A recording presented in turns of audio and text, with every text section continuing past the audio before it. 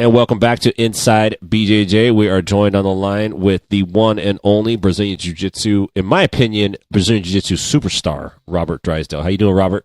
What's going on, guys? Pleasure to be here. Man, it's nice to have you on, dude. We've been doing the podcast for quite a few years now. We've talked to almost everybody in the Jiu-Jitsu world, but this is the first time we've been able to have you on, so it's pretty awesome to get a chance to talk to you. My pleasure, man. Happy to be here. So, hey, real quick, I want to let our listeners know that Robert is working with BJJ for Change, and you can check them out. It's bjjforchange.com. And I wanted to ask you about this. It's basically a documentary. It's a travel documentary, and the purpose is to provide jiu-jitsu training, but at the same time, it's helping some of the folks in Brazil, especially the kids in Brazil that grow up in the favelas and bad neighborhoods and all those types of things. Can you kind of explain how this whole thing works to our listeners?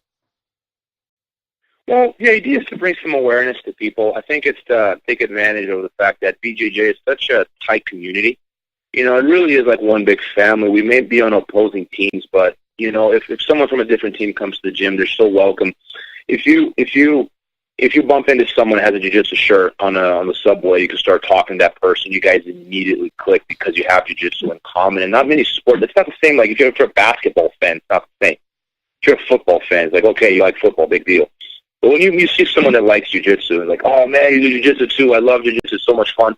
It really is like one big community. So Chris and I are really doing some amazing things for the sport, man, because the idea is to bring these people closer together. Like, hey, you know what? We all love jiu-jitsu, but why should only some people have the privilege to train jiu-jitsu? If it's something that's so important, and it does have an educating purpose, as I believe it does, why can't we bring this to more people? Well, the good news is a lot of people in a lot of places are already doing these things. Like, they are offering jiu-jitsu to some of these underprivileged kids, and it's changing their lives. I mean, the list of people, at least in Brazil, they came out of these social projects, they call them in Brazil, it's like half the roster in the IBJJF tournaments come from these projects. So there's a lot of potential, there's a lot of good kids, and these kids are hungry and they want to be able to live the jiu-jitsu life, but, because of their financial situation, it's not always viable. So what Chris and I are doing is basically extending out, basically making the link between these social projects in Brazil and, the jiu-jitsu community worldwide. But you know what? If you love jiu-jitsu so much, you can actually help someone achieve the dreams, do the things they want to do, and be able to train jiu-jitsu full-time or just part-time, but like it have an effect on all the lives of all these children. And that's really positive, man. I'm super excited about the project. I ran one of these social projects myself in Brazil for years. It's still there, actually. It's about 15 years old now. It's still going. I believe that. Go ahead. I believe that jiu-jitsu does. I mean, any martial art and jiu-jitsu change people's lives. Like, I've trained jiu-jitsu for a while, and I've never been a champion or tried to have be a jiu-jitsu champion. But I know that I'm a better man, and that where I'm at in life has a lot to do with jiu-jitsu. Look, what brings people to the gym might be, I want to learn how to fight and defend myself in the streets, or I want to be a world champion, or whatever they're motivated. But like, what keeps people in the gym? And I keep saying this. That's not it. That doesn't keep anyone in the gym. What keeps them in the gym is the camaraderie. It's the lessons you learn. It's you learn moral lessons inside the gym.